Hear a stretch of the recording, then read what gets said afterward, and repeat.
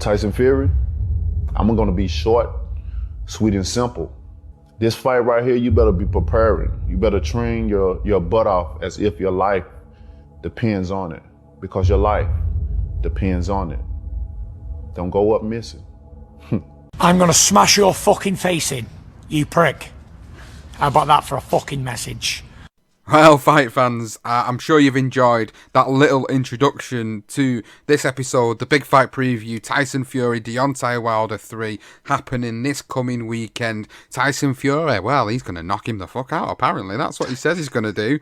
And Deontay Wilder's going all philosophical on us, as always, with his quotes and talking about what he's going to do. And he even said on Twitter this week that Tyson Fury he's going to knock him out and he ain't going to get up. And Tyson Fury said, you're going to have to bring a gun to the ring. I'm telling you now, it's really starting to warm up. But I'll tell you one thing though, Johnston, it took a little bit of time to really warm up. I think with the whole hype of Joshua Usyk, this is kind of not fell by the wayside, but it's been very quiet in the lead up to this fight, and now we're actually in fight week. Now it feels really exciting now even though we didn't want to see this fight, I'm actually really looking forward to it. Yeah, I'm the same. I was a bit apprehensive when it was first brought to our attention that it's going to happen.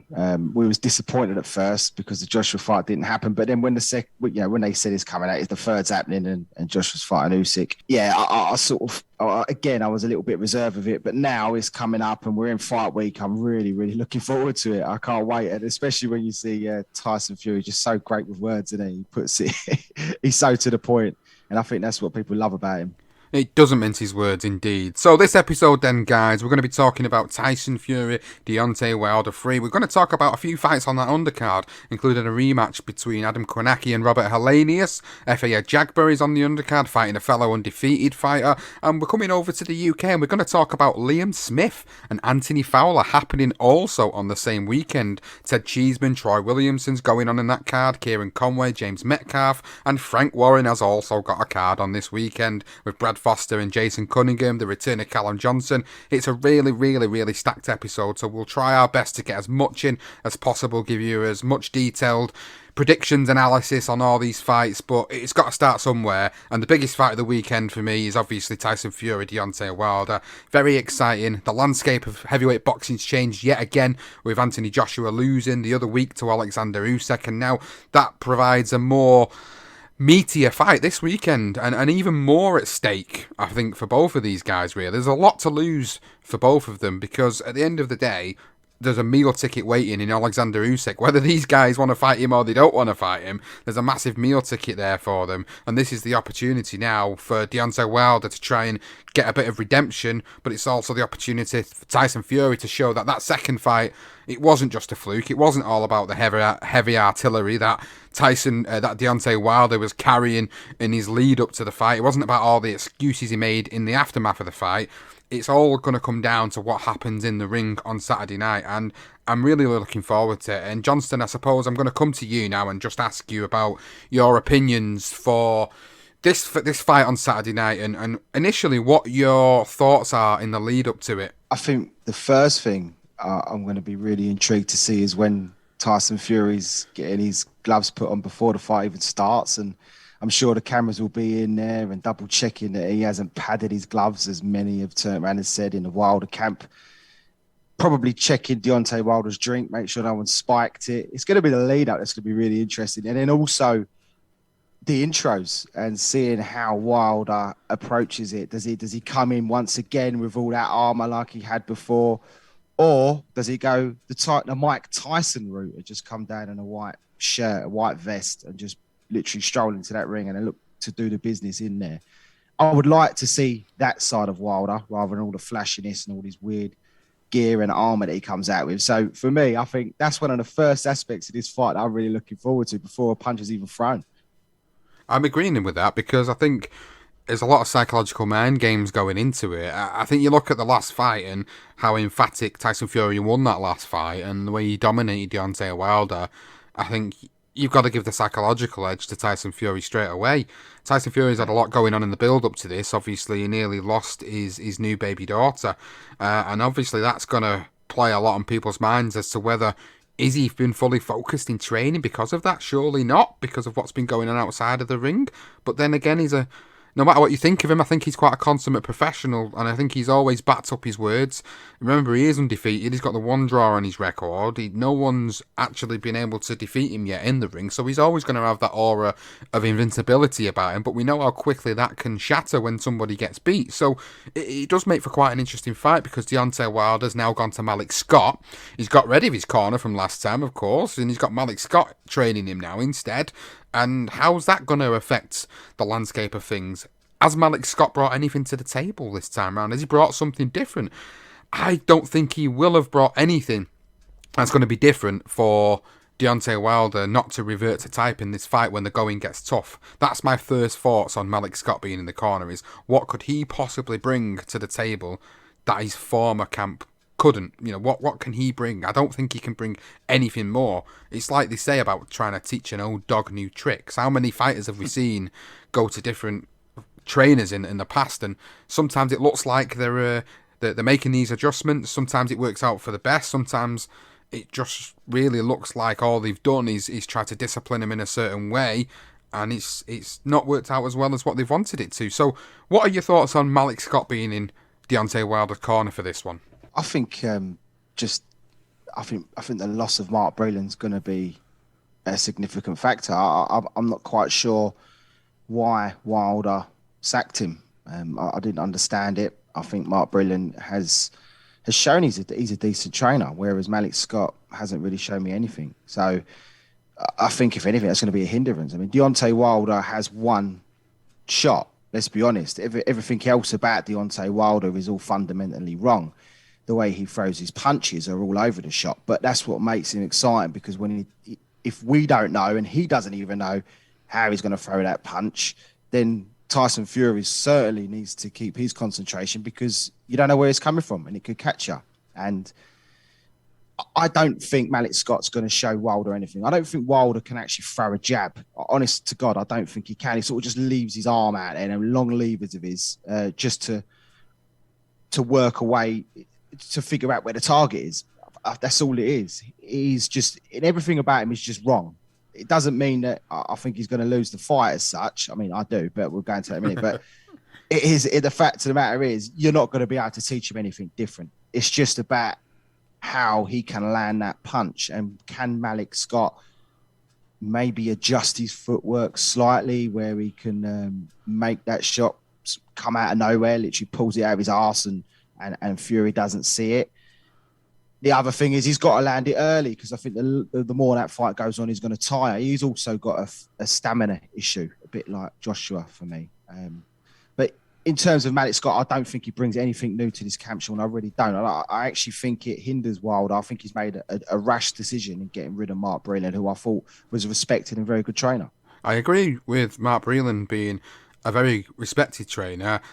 I think for Deontay Wilder, he's still going on about falling on his sword, and that's what he wanted to do in that last fight. And because Breland was the one that threw the towel in, that obviously really hampered the relationship between the two, and they were never able to come back from that. So I understand the decision now, because different personalities. I think it was obviously inevitable that they're going to have to split, because how are they going to work together again after that? It's quite obvious that even though Mark Breland's been in his corner for a while, according to Deontay Wilder, does he really know him? He clearly doesn't, because Deontay Wilder didn't want him to throw the towel in, even though he was getting pummeled from pillar to post. But hey, that's been and gone now. Let's not focus too much on that fight, because we know what happened. We know what happened in the first fight. There's no point of going over old ground again and again and again. I think really our focus is on how this fight plays out now on Saturday night. I think for me, Tyson Fury, I think he's just got to be a repeat, really. I think he's got to come out and he's got to stamp his authority on Wilder. I think he's got to take the centre of the ring straight away. I think he's got to use his lateral movement, use his upper body movement, and I think he's got to make Deontay Wilder work. Like you said, Johnston, Deontay Wilder puts that arm out there. He doesn't really throw a jab. He's just measuring constantly, measuring, looking for the big shot. Is he going to go down that route again, or is he actually going to come out and try and box? That's the interesting thing, isn't it? We don't know. We don't know if it's just going to be Wilder as he always is, or whether there is going to be some differences with Malik Scott in the corner. We both agree that we don't think Malik Scott's going to bring anything new. Maybe for a round, maybe 2 rounds, you'll see a bit of improved footwork, but that'll be about it. That'll be all it will be. And then I think once Tyson Fury starts to stamp his authority on the fight, I think that's when we'll know whether or not Deontay Wilder's mental preparation has been spot on or not, because he is either going to fold like an accordion after a few rounds, or he's going to come out there and he's going to go for broke, and he's going to throw them shots at Tyson Fury, and we're going to see a really interesting fight. I think most people's opinions of this fight is that it isn't going to go 12 rounds, and there is going to be a knockout in it. And it's, again, who is it going to be? I think my prediction for this fight has always been the same, and I think Tyson Fury wins this rematch. I think he wins it in convincing fashion again. Maybe he'll be on the canvas again. Maybe he will get dropped again. But I do think he gets back up, and I do think he wins this fight if that does happen. I don't think Deontay Wilder is going to come back from that loss the way he was before that. That aura of invincibility has gone now. It's been taken away from him by that devastating loss. And how many times have we done a career profile or a legendary night and you've seen an emphatic loss for a fighter and they've never returned to be the same? It rarely happens. It rarely happens, and I don't think this is going to be any different for me. So Tyson Fury wins this. He wins it by stoppage. I'd say mid to late rounds again. I think that's what's going to happen. I think as the rounds go on, Tyson Fury will start to wear Deontay Wilder down, and Deontay Wilder will get desperate and he'll get caught. And I think it will be good night Vienna once more. And I also think that's a good prediction, because Tyson Fury, by all accounts, seems like he's going to be coming in a little bit heavier than he was in their rematch. So that says to me that he knows that Wilder is not the same fighter on the back foot. If he's pressured back, he doesn't know what to do. And I think maybe Malik Scott, they're going to have to look at that, because if they think that Tyson Fury isn't going to go in there and put the pressure on him, then they're wrong. I think he pretty much does exactly what he did in that rematch. Wilder is dangerous if you give him too much time. And you allow him a little bit of room and a little bit of space to throw that big right hand, which is dangerous. Any heavyweight that throws a right hand, if you've got it, if you know how to punch, if it lands, the chances are you're going to go down. It's a matter of whether you're going to get back up again. And Deontay Wilder is just not the same fighter on the back foot. And all Tyson Fury really needs to do, I say all, it's not an easy task, but he made it look easy, didn't he, in that rematch? And I think, if anything, as you said, throughout the years of boxing, when you do these career profiles, the percentage rate of a fighter to come back after such a shattering defeat is by none, really. There isn't many fighters that can do it. It tends to be the best fighters. But, heavyweight game, one punch can change the complexion of this whole fight, as we always say. But, yeah, Tyson Fury, I think he comes in heavier. I think that jab's going to cause Wilder all sorts of problems. He's not going to really know what to do. And I think Fury gets rid of him. I think he gets rid of him within 4 or 5 rounds. Honestly, I can't see Wilder going any further than that. And if he does, credit to him. But I do think he will still lose this fight. So I'm going to swiftly move on, Johnston, because there is a lot to cover in this episode, as we said at the top of the show. Robert Helenius, Adam Kownacki in a rematch. In a shock defeat for Adam Kownacki against Robert Helenius in their last fight. This is really going to be an interesting one, because Adam Kownacki was touted as a heavyweight contender. Robert Helenius, I've considered him to be over the hill for quite some time, to be honest, but yet he pulls this out of his ass last year and he beats Adam Kownacki and he stops him. And now he's got this rematch, and he's going to be getting paid well for this, Robert Helenius. I mean, Robert Helenius, he has only got 3 defeats on his record. Give him credit where it is due. He has lost to Gerald Washington, he has lost to Dillian White, and he has lost to Johan Dupiaz in the past. But you think about where he is in his career at this moment in time, and you think, well, he's in the twilight of his career now. You'd expect Kownacki, the younger, fresher man, to come in there and beat him, but there was a shock defeat in the last fight. So this is going to make for an interesting fight on the undercard. And then you've got the heavyweight prospect who Tyson Fury spars with a lot, Efe Ajagba, 15-0, going in against Frank Sanchez, 18-0, with the WBC Continental Americas heavyweight title and the WBO, NABO heavyweight title on the line. Efe Ajagba is another prospect that a lot of pundits, a lot of journalists and social media have been talking about for quite some time, and it's going to be really interesting to see how he does. Then you've also got Robesy Ramirez going in against Orlando Gonzalez Ruiz, who's 17-0, and then you've also got Edgar Balanda, who's 17-0, and literally just knocks everyone out in the first round. I think that's a really, really decent undercard. I think for the hardcore boxing fans, I think we're really going to enjoy this card. And there was a lot of worry about who else was going to be on this card. I mean, if I'm being totally honest with you, I look at this compared to looking at the Joshua Usyk card, and in terms of the scale of the fights that are on there, there's a lot more evenly matched fights on this card, and a lot more depth on this card than there was for Joshua and Usyk a couple of weeks ago. You've looked down the card even further, and you've got Rancis Barthelemy on there, Jared Anderson, Victor Vickhurst, and the debut of Bruce Carrington. So if you're going to be watching this show in the early hours of Sunday morning for us Brits, and of course for Saturday night for you US and Canadian fans, you've got a really stacked card there to watch, and I'm actually looking forward to it. And it's probably one, for the first time in a long time, I'm actually going to either go to bed and get up for or stay up for, because I think it's a really decent card. I'm really looking forward to it. I agree with you. I think this is a better card than what the Josh Usyk fight was. Credit to Bob Arum and Tom Brown. They're putting on a better card than what we had over in at White Hart Lane, or Tottenham's new ground. And I'm really looking forward to seeing the Helenius and Konaki fight. That was a brilliant fight, the first one. It was one of my shocks of the year when Helenius got rid of him. But, we were just explaining Wilder. You get that puncher's chance in the heavyweight division, and if you land it, then you get what happened to Konaki. I think Konaki will come back strong, and I'm expecting Konaki to come through it. But then you never know. You get, again, looking through the history of the sport, there's always one fight that's a bit of a bogeyman for everyone, and it could be Robert Helenius for Adam Konaki.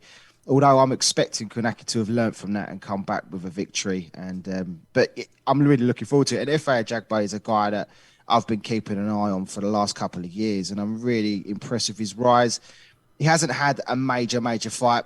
I mean, even this one, Frank Sanchez, I don't know too much about the guy, to be honest with you. He's gone in 8-0. His record looks half decent, but when you look down his resume, there's nothing that jumps out at you specifically for me. So it's going to be a test for FA, and it's a test that he needs to be coming through if he wants to go to the heights that where I'm sort of expecting him to. So that's really interesting. And Edgar Berlanga, I mean, he's just a joy to watch, because you're going to get a knockout. I mean, we don't even know who his opponent is at the moment. So I'm guessing you might see a first or a second round knockout in this one, although he did go the 8-round distance quite recently. But good card. Really, really pleased with it. And I'm with you. I think I might have a little kip and wake up and watch it pretty much most of these fights, at least 4 or 5 of them.